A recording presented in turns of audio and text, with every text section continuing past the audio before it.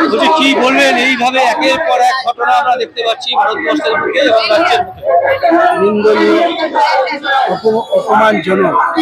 হিন্দুদের নামে ভোট নিয়ে আজকে হিন্দু ধর্মের সর্বোচ্চ গুরু, যিনি শাস্ত্র জ্ঞানে সমৃদ্ধ, যিনি বেদ পাঠী, লজ্জার বিষয় ওনার যে শিষ্য 12-14 বছরে, যাদেরকে বটুক বলা হয়, যারা বেদ পাঠী, যাদের মুখে বেদ বের হয়, যাদের চটিতে স্বয়ং দেবী থাকে, সেই চটি ধরে তাদেরকে মারা হয়েছে।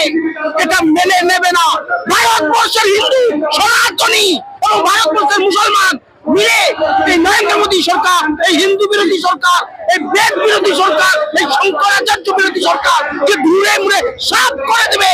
এই যোগী আদিত্যনাথ, যে আদিত্যনাথ হিন্দু বেশ ধরে, সাধুর বেশ ধরে একটা ডাকাত, একটা গুন্ডা, সে আজকে তার পুলিশ দ্বারা শঙ্করাচার্যকে মেরেছে। এটা বাংলার এবং ভারতবর্ষের মানুষেরা মেনে নেবে না।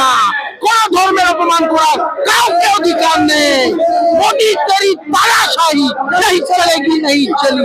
योगी तेरी तानाशाही नहीं चलेगी, नहीं चलेगी। বিজেপি বলছে যে আপনারা আপনাদের জমি খুঁজে পাচ্ছেন না, তাই যে কোনো বিষয়তে আপনারা রাস্তায় নেমে পড়ছেন। আমরা মানুষের বিষয় নিয়ে রাস্তায় নামছি, আমাদের দায়িত্ব, আমরা দায়িত্ব পালন করছি। এই আন্দোলন কতক্ষণ চলবে, কতদিন চলবে? যতদিন না যোগী ক্ষমা চাইছে ততদিন এই আন্দোলন চলবে। মুরারগঞ্জ বলছে যে এতে বিজেপির সাপোর্ট হয়ে যাচ্ছে। কোনো সাপোর্ট হচ্ছে না। আমরা চাই হিন্দু ধর্মের সর্বোচ্চ গুরুর অপমান আমরা মানব না। সব ধর্মকে আমরা মানি। জাতীয় কংগ্রেস সব ধর্মকে সম্মান দেয়। অসংখ্য ধন্যবাদ।